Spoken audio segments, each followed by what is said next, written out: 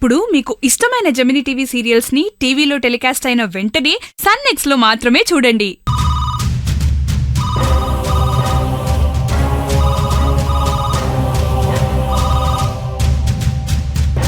Hello Kanchana, నీ cell phone ఎక్కడ పెట్టావు? రింగ్ అవుతున్నా ఎందుకు లిఫ్ట్ చేయట్లేదు? ఫోన్ సైలెంట్ లో ఉంది. నన్ను సైలెంట్ లో పెట్టావు అనుకున్నాను. ఫోన్ కూడా సైలెంట్ లో పెట్టావా? ముందు ఫోన్ ఎందుకు చేశారో చెప్పండి. అత్తయ్య ఫ్యాక్టరీకి బయలుదేరారా లేదా? ఇంకా లేదు, ఇప్పుడు బయలుదేరుతున్నారు. ఏమైంది? ఫ్యాక్టరీలో ఒక్కటే ప్రాబ్లంగా ఉంది. 5 రోజుల నుంచి స్ట్రైక్ చేస్తున్నారు. 10% ఇంక్రిమెంట్ ఇస్తేనే వర్కర్స్ రెగ్యులర్ గా వర్క్ చేస్తారంట. 10% ఇంక్రిమెంట్ కావాలి. 10% ఇంక్రిమెంట్ కావాలి. 10% ఇంక్రిమెంట్ కావాలి. కార్మికుల న్యాయమైన కోరికలు తీర్చాలి. కార్మికుల న్యాయమైన కోరికలు తీర్చాలి. కార్మికుల న్యాయమైన కోరికలు తీర్చాలి. కార్మికుల న్యాయమైన కోరికలు తీర్చాలి.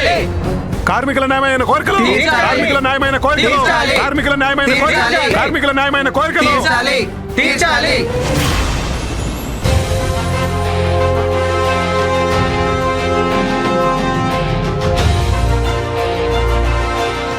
అత్త ఇక్కడికి వచ్చినా వాళ్ళు ఊరుకునేలా లేరు.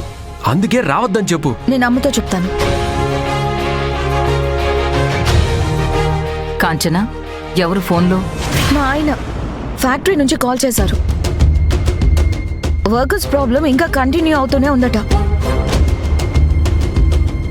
10% ఇంక్రిమెంట్ ఇచ్చే వరకు రెగ్యులర్ వర్క్ చేయరట. ఓహో, అంతకు తెగించారా? ఈ కాదంబరికే ఎదురు తిరుగుతారా? పాపం పోనీలే అనుకుంటే చాలా ఎక్కువ చేస్తున్నారు. వాళ్ళు అలాగే ఉంటారు. నువ్వెందుకు అనవసరంగా టెన్షన్ అవుతున్నావు? కూల్గా ఉండు. నేను వెళ్ళి వాళ్ళతో మాట్లాడొస్తాను. మీరు వెళ్ళి మాట్లాడతారా? ఏం మాట్లాడతారు? బాబ్బా బాబ్బా అని బతిమాలతారా? అది కాదు కాదంబరి. ఏది కాదు? ఊరుకునే కొద్దీ నెత్తి మీదకెక్కే రకాలు వాళ్ళు. పని లేదు ఏమీ లేదని ఇంట్లో కూర్చోబెడితే కడుపు కాలి వాళ్ళంతట వాళ్లే పనిలోకొస్తారు. నేను చూసుకుంటాను. కాదంబరి, నా మాట విను. ఎలా పడితే అలా నిర్ణయాలు తీసుకోకూడదు. వర్కర్స్తో మాట్లాడదాం. ఏం మాట్లాడాలన్నా నేను మాట్లాడతాను. నా మాట వాళ్ళు వినాలి తప్ప వాళ్ళ మాట నేను వినను. నేను వన్స్ నిర్ణయం తీసుకున్నాను అంటే ఇంకా డిస్కషన్స్ లేవు. నేను వెళ్తున్నాను. వస్తారా రారా? వస్తాను. పదండి.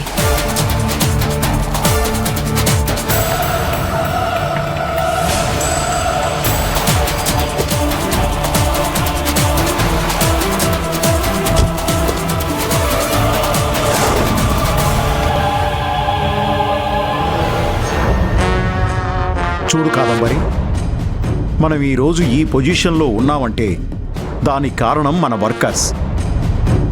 వాళ్ళు ప్రాణం పెట్టి పనిచేయడం వల్లనే ఈరోజు మనకు 4-5 కంపెనీలు కోట్ల రూపాయల ఆస్తులతో సంతోషంగా ఉన్నాం. అలాంటి వర్కర్స్కి 10% ఇంక్రిమెంట్ ఇస్తే తప్పే ఉంది. నా మాట విని మొండి పట్టుదలకు పోకు. ఇలా మాట్లాడతారనే ఈ విషయంలో మిమ్మల్ని డీల్ చెయ్యొద్దు అని చెప్పాను. నువ్వెన్నైనా చెప్పు, మనం మన ఫ్యాక్టరీ వర్కర్స్ మీదే ఆధారపడి ఉన్నాం. ఆ విషయం మర్చిపోకు. లేదు, మనం వాళ్ళని నమ్ముకునిలేము. వాళ్లే మనల్ని నమ్ముకునున్నారు. సరే, అలాగే అనుకో. అయినా వాళ్ళు అడిగింది చిన్న పర్సంటేజ్. అది ఇవ్వకుండా ఎందుకు అడ్డుకుంటావు? ఎందుకంటే వాళ్ళు నన్ను ఎదిరించి బెదిరించి సాధించాలనుకుంటున్నారు. అది ఈ కాదంబరి దగ్గర జరగదు. ₹1 ఇవ్వాలన్నా అది నా నిర్ణయం అయి ఉండాలి. ఓకే, నువ్వే నిర్ణయం తీసుకుని ఇచ్చేయి మరి. వాళ్ళు నా దగ్గరకొచ్చి నన్ను బతిమలాడుకుంటే ఎప్పుడో ఇచ్చేదాన్ని. కానీ నన్ను అలా అడగలేదు. నన్ను ఎదిరించాలని చూశారు. ఈ కాదంబరి అంటే ఏంటో ఈరోజు వాళ్ళు చూస్తారు.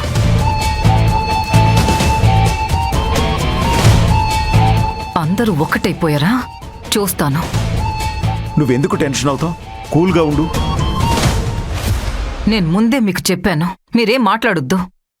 జరిగేది మాత్రం చూడండి.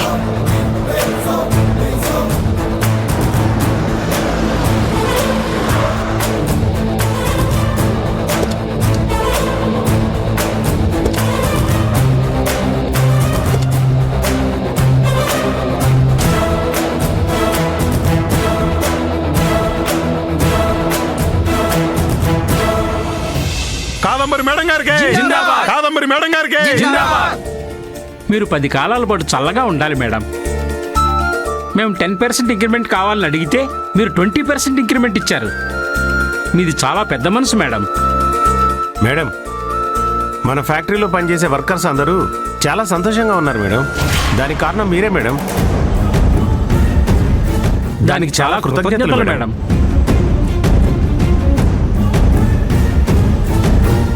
కాదంబరి మేడం గారికి కాదంబరి మేడం గారికి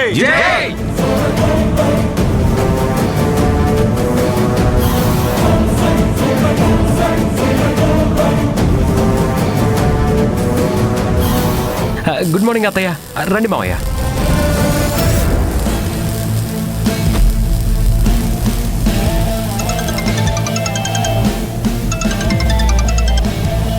హలో, ఏంటి మేడం అలా చేశారు? 10% అడిగిన ఎంప్లాయీస్కి 20% ఇంక్రిమెంట్ ఇచ్చారంటే మీరు ఒక్కరే ఇలా ఇస్తే మిగతా వర్కర్స్ కూడా అడుగుతారు కదండి. మేము ఎలా ఇవ్వగలము మీరు కూడా ఆలోచించాలి కదండి. కాదంబరి, కొంచెం ఓపిక పట్టు, టెన్షన్ అవ్వకు. విషయం ఏంటో తెలుసుకుందాం. ఎవరు ఇలా చేసింది? వేరే వాళ్ళు ఎందుకు చేస్తారండి? చేసిందంతా మీ ముద్దుల కొడుకే. మిమ్మల్ని ఫ్యాక్టరీకి రావద్దని కాంచన్కి చెప్పి ఫోన్ పెట్టే లోపే మీ అబ్బాయి గారు 20% ఇచ్చామని ఆర్డర్ ఇచ్చారు. నన్నేం చేయమంటారు? ఈ న్యూస్ ఇప్పటికే ఊరంతా పాకేసింది. ఇప్పుడు ఎక్కడున్నాడు వాడు? ఆయన రూమ్లో ఉన్నాడు.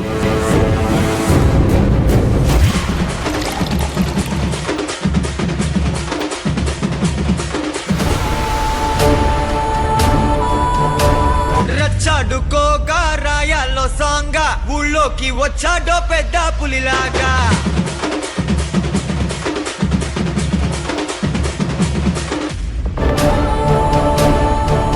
రచ్చాడుకోగా రాయాల్లో సాంగా ఊళ్ళోకి వచ్చాడో పెద్ద పులిలాగా. టచ్ చేయకుండా చూసే దూరంగా, మర్యాద పోకుండా తిరిగొచ్చాయి బేగా.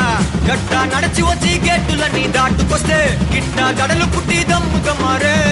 స్లీవ్ మడత పెట్టి కాలరగా రేసుకొస్తూ చూలు విదిలిస్తే జుమ్ము జుమ్మారే. మరణం ఆసు మరణం డప్పు తరుణం.